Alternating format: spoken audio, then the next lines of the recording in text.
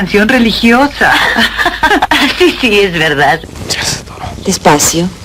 Con calma. Me da pena, pero... Quería decir... Hola. Hay nombres que parecen pertenecer al cine, hasta que la realidad los arrastra fuera de la pantalla y los convierte en controversia, mito y debate público. Sasha Montenegro es uno de esos nombres. Pero detrás de la imagen de la vedette, detrás del brillo del cine popular mexicano y de los titulares que la persiguieron durante décadas, existe una historia mucho más compleja. Una construcción mediática donde la admiración, el prejuicio y el escándalo se entrelazan hasta volverse casi inseparables. Y es precisamente ahí, en esa frontera borrosa entre lo que fue una vida real y lo que el público creyó ver, donde comienza esta historia. Porque Sasha Montenegro no nació en el mundo del espectáculo, nació en un mundo roto. Su origen, enmarcado por el exilio europeo de posguerra, no es un simple prólogo biográfico, sino una clave emocional. Creció en un entorno donde la supervivencia no era una metáfora, sino una regla diaria. Esa infancia atravesada por la pérdida, por la reconstrucción constante de una identidad familiar fragmentada, dejó en ella una forma de estar en el mundo que muchos después interpretarían de maneras contradictorias. Para algunos era frialdad, para otros era adaptación extrema, para otros simplemente supervivencia emocional. Cuando llegó a América Latina, primero a Argentina y luego a México, no llegó como una estrella, llegó como alguien que observaba antes de ser observada. Y ese detalle, aparentemente menor, será fundamental para entender todo lo que vendría después. En México, el sistema del espectáculo de los años 70 no era solo industria, era un espejo social deformante. Allí, la imagen de la mujer en pantalla no se separaba fácilmente del juicio moral fuera de ella. Sasha fue incorporada rápidamente a un circuito cinematográfico que la convirtió en figura visible, deseable, polémica, y también fácilmente etiquetable. El fenómeno de las llamadas ficheras no solo definió una etapa del cine popular, sino también un tipo de consumo cultural donde la mujer era a la vez protagonista y objeto de interpretación constante. Sasha Montenegro quedó atrapada en esa dualidad. Por un lado, era la figura que llenaba salas y vendía entradas. Por otro, era reducida por la crítica y por sectores conservadores a una imagen simplificada, casi caricaturesca. Pero lo que rara vez se analiza con profundidad es el costo psicológico de esa exposición. En entrevistas posteriores, Sasha dejó entrever una tensión interna constante, la distancia entre la mujer privada y el personaje público. Mientras la industria la empujaba hacia un tipo de representación muy específico, ella intentaba sostener una identidad que no quedara completamente absorbida por esa construcción. Esa fricción entre lo que se espera y lo que se es suele ser invisible para el público, pero profundamente corrosiva para quien la vive.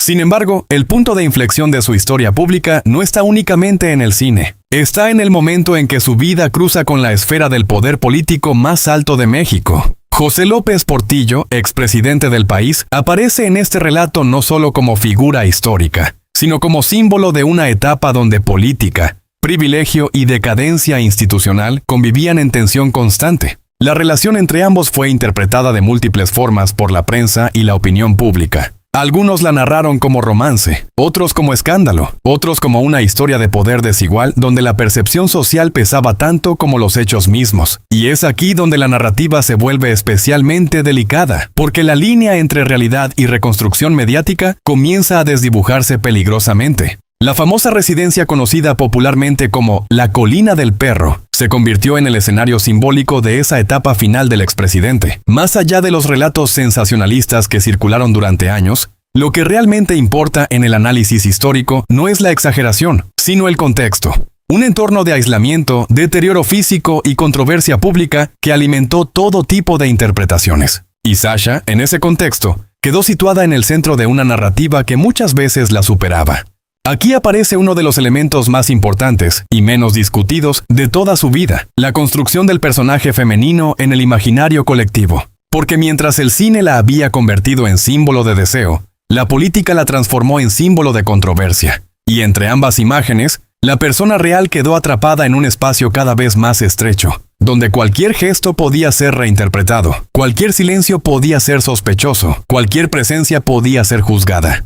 La presión mediática no solo informaba, también definía. En los relatos posteriores, especialmente los más sensacionalistas, se llegaron a construir narrativas extremas sobre su influencia dentro del entorno privado del expresidente. Sin embargo, desde una perspectiva analítica seria, lo que se observa es algo más complejo. Una relación humana insertada en un entorno de poder, envejecimiento, aislamiento y conflicto familiar, amplificada después por el juicio público.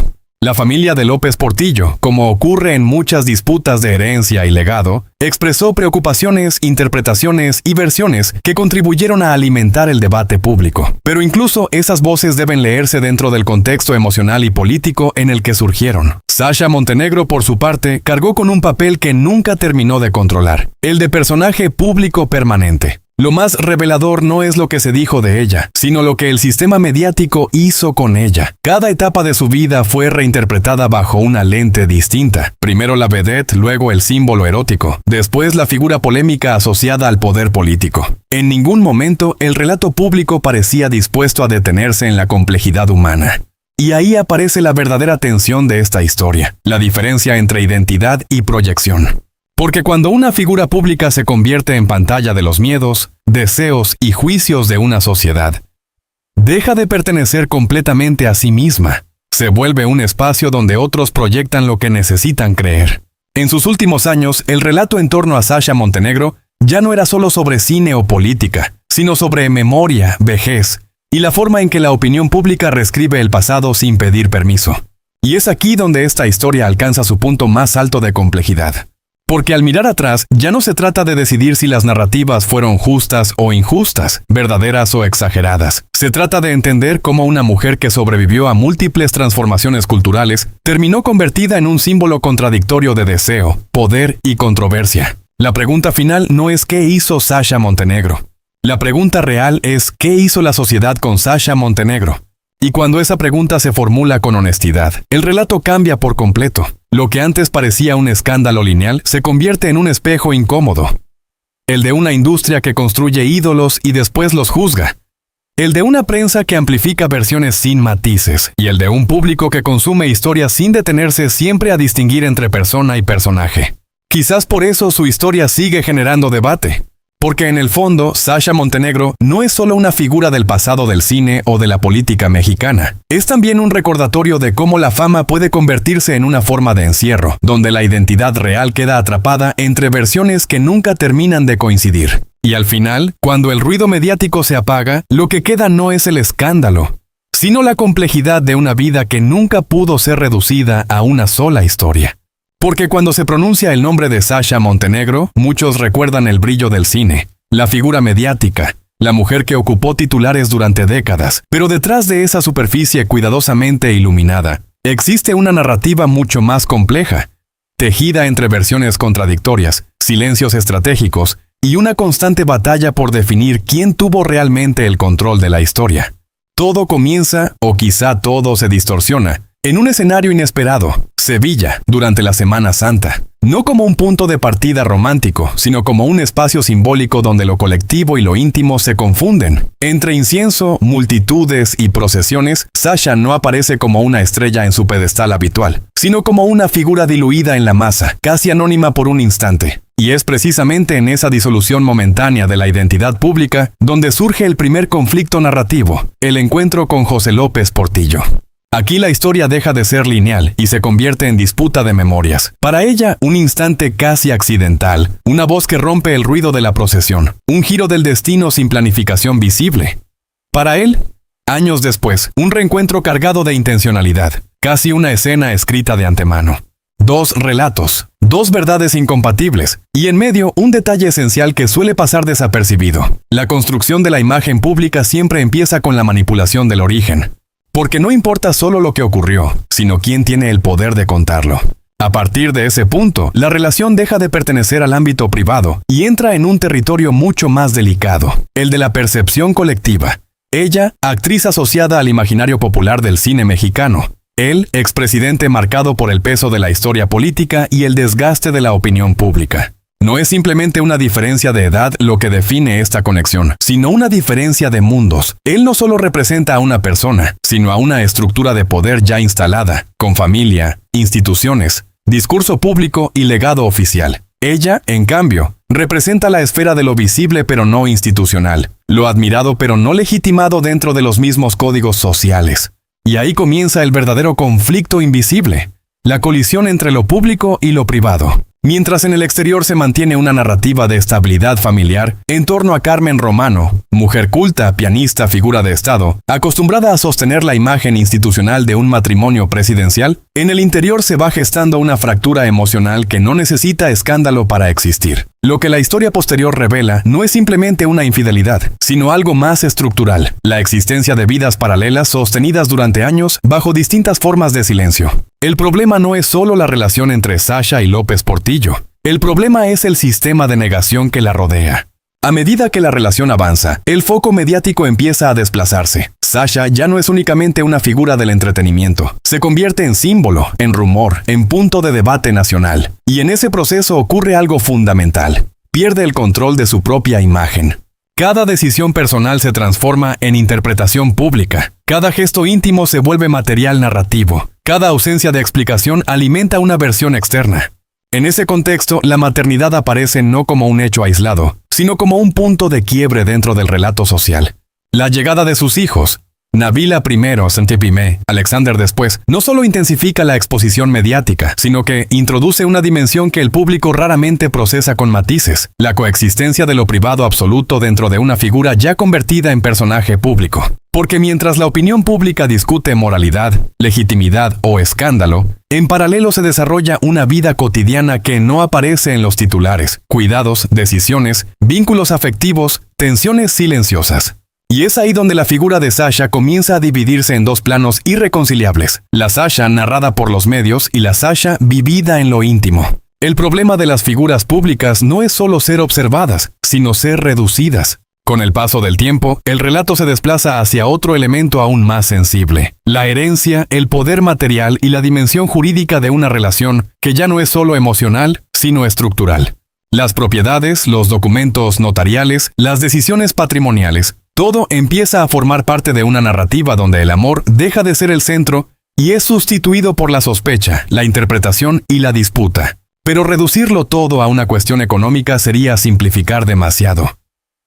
Lo que realmente emerge aquí es una lucha por el control del significado. ¿Quién pertenece a quién? ¿Quién define el legado? ¿Quién tiene derecho a contar la historia final? Mientras tanto, la figura de Carmen Romano permanece como una presencia silenciosa pero fundamental. No porque sea un personaje secundario, sino porque encarna otra forma de dolor. El del silencio sostenido durante años dentro de estructuras de poder donde la apariencia pesa más que la experiencia. Su vida, tal como ha sido descrita en testimonios y análisis posteriores, no es la de una ausencia, sino la de una presencia contenida. Una existencia donde la disciplina emocional sustituye a la expresión abierta. Donde la música funciona como refugio frente a una realidad que no siempre puede ser nombrada. Y en ese contraste entre dos mujeres atrapadas en el mismo sistema pero desde posiciones distintas, la historia adquiere una dimensión mucho más profunda. No es un triángulo sentimental, es un espejo de desigualdades emocionales dentro del poder. Años después, cuando las disputas familiares, las versiones cruzadas y las interpretaciones legales se intensifican, la narrativa pública ya no busca comprender, sino juzgar. Y ese es quizá el punto más crítico de toda la historia. Porque en ese momento Sasha deja de ser una persona para convertirse en un símbolo contradictorio, admirada por unos, cuestionada por otros, interpretada por todos. Y es aquí donde la historia alcanza su verdadero clímax emocional. No en el escándalo, no en los documentos, no en las versiones enfrentadas, sino en la pregunta que queda suspendida cuando todo lo demás se vuelve ruido. ¿Qué ocurre con la identidad de una persona cuando su vida entera ha sido contada por voces ajenas? Sasha Montenegro, más allá de las versiones, más allá de los juicios y de las narrativas enfrentadas, termina representando algo más universal de lo que parece. La fragilidad de la memoria cuando se mezcla con el poder. La dificultad de separar amor, conveniencia y destino en contextos donde todo es observado, interpretado y reconstruido. Y quizá esa sea la lección más incómoda de todas, que no siempre existen historias claras. Solo versiones que compiten por sobrevivir. Hablar de Sasha Montenegro es entrar en un territorio donde la imagen pública y la intimidad parecen no coincidir nunca del todo. Para algunos fue una figura icónica del espectáculo mexicano, una mujer que encarnó una época dorada del cine y la televisión. Para otros, Su nombre quedó inevitablemente ligado a uno de los entornos más herméticos y controvertidos del poder político en México. Pero lo verdaderamente inquietante no es elegir una versión u otra, sino observar cómo ambas coexisten en tensión permanente, como si la realidad misma se negara a ofrecer una sola lectura. En el centro de esta historia no está solo una mujer, sino también la construcción de un mundo aislado, casi invisible desde fuera. Un espacio cerrado, protegido por muros físicos y simbólicos, donde el tiempo parecía moverse de forma distinta al resto del país. Mientras México atravesaba crisis económicas, devaluaciones y un profundo desgaste social, en ciertos círculos del poder se levantaban estructuras que reflejaban una realidad paralela, discreta, silenciosa, pero imponente. Y en ese contraste nace una primera pregunta inevitable. ¿Qué ocurre cuando la vida privada se desarrolla demasiado cerca del epicentro del poder? La figura de Sasha Montenegro aparece entonces no solo como protagonista, sino como punto de proyección. Su imagen fue interpretada, reconstruida y discutida por medios, por la opinión pública y por los propios conflictos familiares que surgieron alrededor del entorno de José López Portillo. Sin embargo, lo que rara vez se analiza con profundidad es el peso psicológico que supone convertirse en símbolo involuntario de una disputa mucho mayor que la propia persona. Porque en estas historias la identidad individual se diluye. Sasha deja de ser únicamente una actriz para convertirse en una narrativa. Y esa narrativa, como suele ocurrir en los escenarios mediáticos, se fragmenta en versiones incompatibles. La del cuidado, la del conflicto, la del interés, la del amor tardío o la del aprovechamiento, dependiendo de quién la relate y desde qué lugar emocional o político se haga. Pero lo más complejo no está en las versiones externas, sino en el espacio interno que se construye cuando uno vive bajo una presión constante de juicio. En ese sentido, la vida dentro de ese entorno no puede entenderse solo como una sucesión de hechos, sino como una dinámica de aislamiento progresivo, donde las relaciones se vuelven más densas, más dependientes y al mismo tiempo más frágiles. Desde la perspectiva psicológica, los entornos cerrados con alto nivel de poder generan una distorsión muy particular. La percepción de la realidad deja de ser compartida. Lo que ocurre dentro de ese círculo no se valida por consenso social, sino por lealtad, dependencia o supervivencia emocional. Y es en ese punto donde las narrativas comienzan a bifurcarse de forma irreversible. A ello se suma un elemento aún más delicado: la vejez, la enfermedad y la vulnerabilidad física. Cuando una figura pública que en otro momento representó autoridad y presencia se enfrenta a la pérdida progresiva de autonomía, el equilibrio del entorno cambia por completo. Las dinámicas de cuidado pueden transformarse en dinámicas de control, y las dinámicas de protección pueden ser percibidas como aislamiento. En ese territorio ambiguo, la verdad deja de ser un bloque sólido y se convierte en una zona gris difícil de delimitar. Sasha Montenegro, en este contexto, aparece inevitablemente vinculada a esa tensión, no como un personaje plano, sino como alguien situado en el centro de interpretaciones opuestas. Y es precisamente esa ambigüedad la que alimenta su persistencia en el imaginario colectivo. Nadie logra fijarla en una sola definición estable. Sin embargo, reducir toda esta historia a una cuestión de culpabilidad o inocencia sería un error analítico. Lo que está en juego aquí no es únicamente lo que ocurrió, sino cómo se construyen las percepciones cuando el poder, la intimidad y la narrativa mediática se entrelazan sin una separación clara. Porque en paralelo a los relatos familiares, también opera la maquinaria de la opinión pública, siempre hambrienta de certezas rápidas, de héroes y villanos bien definidos. Y en ese escenario, las zonas intermedias, que son precisamente donde suele habitar la verdad humana, quedan sistemáticamente desplazadas. Quizás por eso esta historia sigue generando tanto eco, no porque ofrezca respuestas definitivas, sino porque obliga a enfrentar una incomodidad profunda, la de aceptar que las figuras públicas, incluso las más polémicas, no pueden reducirse a un solo relato sin perder una parte esencial de su complejidad. Y es aquí donde la narrativa alcanza su punto más sensible. Porque cuando se retira el ruido del juicio externo, lo que queda es una imagen mucho más humana, y por tanto más difícil de procesar, la de personas atrapadas en estructuras emocionales, familiares y sociales que exceden cualquier etiqueta simple.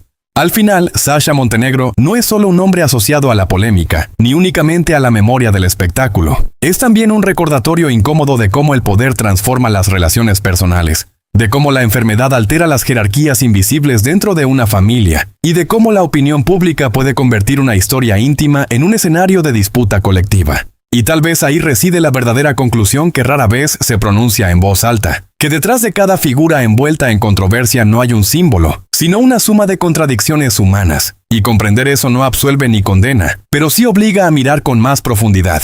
Porque cuando la historia se observa sin prisas, sin bandos y sin ruido, lo que aparece no es un veredicto, sino una pregunta abierta que incomoda mucho más que cualquier respuesta. Hay vidas que no se explican por sus momentos visibles, sino por lo que ocurre cuando las puertas se cierran. Y en este caso, el verdadero escenario no fue un set de filmación ni un despacho político, sino una casa aislada, cargada de decisiones médicas dudosas, disputas legales interminables y una relación donde la frontera entre cuidado y control comenzó a volverse difusa. Durante años, el expresidente José López Portillo ya no era el mismo hombre que había ocupado el centro del poder en México.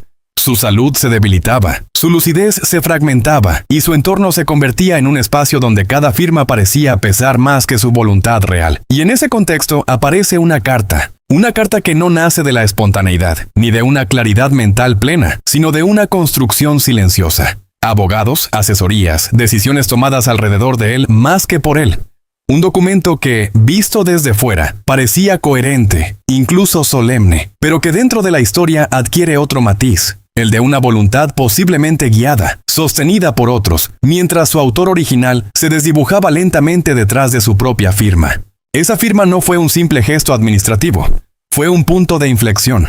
Porque a partir de ahí, el equilibrio de poder dentro de esa relación dejó de ser solo emocional o afectivo, y comenzó a tener consecuencias materiales, legales y familiares. Se abrió un ciclo de litigios, acusaciones cruzadas y una batalla judicial que no solo enfrentaba a personas, sino a interpretaciones opuestas de una misma realidad. Por un lado, la familia del expresidente, intentando recuperar control, dignidad y patrimonio. Por otro, Sasha Montenegro, una figura que no encajaba en el molde tradicional de esposa de un político, sino en el de alguien que había sobrevivido a múltiples mundos. El cine, el exilio emocional, la exposición pública y una vida donde adaptarse no era una opción, sino una estrategia de supervivencia. Y ahí aparece el primer gran conflicto que define toda esta historia, la percepción. Para unos, ella era la responsable de un aislamiento progresivo, de un entorno cerrado donde la figura del expresidente se debilitaba cada vez más. Para otros, era la única presencia constante en un proceso de deterioro físico y cognitivo, que ya estaba en marcha antes de cualquier disputa legal. La verdad, como suele ocurrir en estos casos, no pertenece por completo a ninguno de los extremos. Lo que sí es evidente es que la enfermedad y la dependencia se convirtieron en el terreno donde se libró una batalla silenciosa. No una batalla de gritos públicos, sino de documentos, de diagnósticos, de interpretaciones médicas, de firmas cuestionadas y de decisiones tomadas en habitaciones cerradas donde ya no había equilibrio claro entre lo que se quería y lo que se podía decidir. En los tribunales, el caso tomó una forma aún más compleja. No era solo un divorcio, era una disputa sobre la validez de la voluntad de un hombre debilitado. Era un choque entre versiones médicas, testimonios familiares y estrategias legales que intentaban reconstruir quién tenía derecho a interpretar la última palabra de alguien que ya no podía defenderla por sí mismo. Y en medio de ese laberinto, Sasha Montenegro no aparece como una figura simple. Aparece como alguien que entiende perfectamente el lenguaje del sistema. Alguien que sabe que en el derecho no siempre gana quien tiene más razón emocional, sino quien logra construir una narrativa jurídicamente más sólida.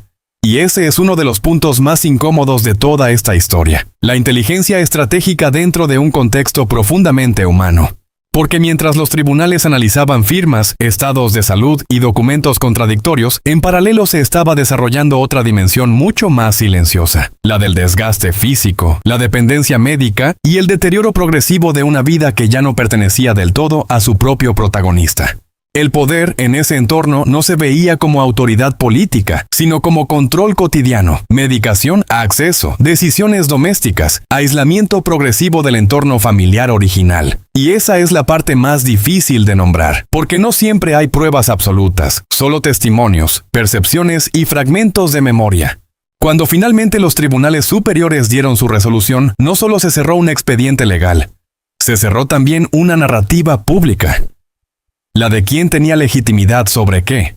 Y hasta dónde llega la responsabilidad cuando el consentimiento se vuelve ambiguo por la enfermedad. Pero el cierre legal no trajo cierre emocional. Al contrario, lo profundizó. porque poco tiempo después, la muerte del expresidente añadió una última capa de misterio y de tensión interpretativa. Las horas finales, el retraso en la llamada de emergencia, la habitación cerrada durante ese intervalo en el que nadie puede reconstruir con certeza absoluta lo ocurrido. Todo eso quedó suspendido en el espacio gris donde la historia deja de ser verificable y empieza a ser interpretada. Y ahí es donde esta figura pública se vuelve todavía más compleja. Sasha Montenegro no es presentada aquí como un símbolo único de culpa o inocencia, sino como alguien atrapada en un sistema de relaciones donde el amor, la dependencia, la estrategia legal y la supervivencia personal se mezclaron hasta perder fronteras claras. Años después, el peso no desaparece, cambia de forma. Las decisiones judiciales ya están cerradas, los bienes redistribuidos, las propiedades transformadas, los espacios físicos borrados del mapa urbano. Pero lo que no desaparece es la memoria social del caso, la sensación de que hubo algo más grande que un simple conflicto matrimonial. Algo que involucró el desgaste de una figura de poder, la interpretación de su voluntad en declive, y la construcción de una narrativa donde cada parte cree haber defendido su propia versión de la verdad. Y quizás ese sea el punto más incómodo de todos, porque al final, cuando se retiran los titulares, los juicios y las versiones enfrentadas, queda una pregunta que no tiene respuesta legal. ¿En qué momento una historia deja de ser amor? Deja de ser cuidado, deja de ser conflicto. Y se convierte simplemente en la consecuencia inevitable de dos vidas que se cruzaron en el lugar y el tiempo equivocados. Sasha Montenegro, vista desde esa perspectiva, ya no es solo un personaje mediático ni una figura polémica.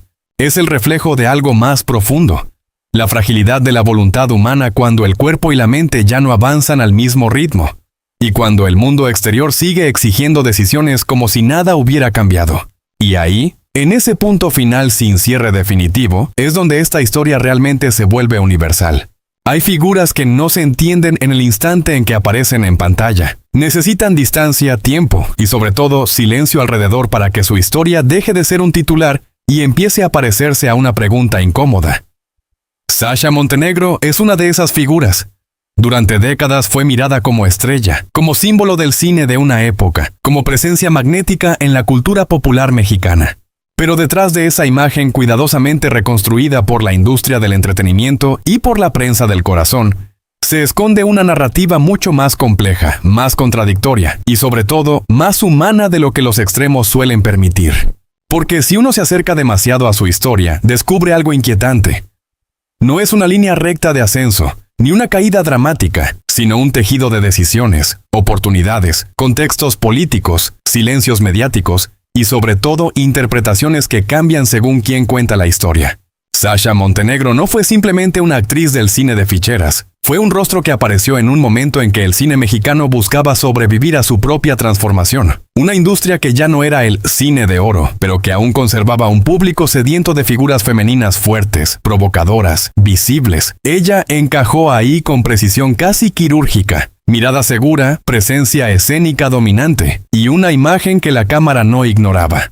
Sin embargo, el verdadero peso de su figura no se limita a la pantalla. La narrativa pública la empujó, con el paso de los años, hacia un territorio más polémico, el de las relaciones de poder, la política, la intimidad convertida en asunto de Estado. Su vínculo con el expresidente José López Portillo fue analizado, comentado y reinterpretado hasta el cansancio, convirtiéndose en un punto de fractura entre la admiración, el juicio moral y la fascinación colectiva. Y aquí es donde la historia deja de ser lineal. Porque la vida pública de Sasha no puede separarse del modo en que fue narrada por los medios. En cada década, su imagen cambiaba de color según el clima político y social del país. En algunos relatos era la actriz que logró sobrevivir a una industria difícil. En otros era la figura que encarnaba el escándalo. En otros, simplemente el personaje inevitable de una historia de poder y fragilidad en el corazón del México presidencial.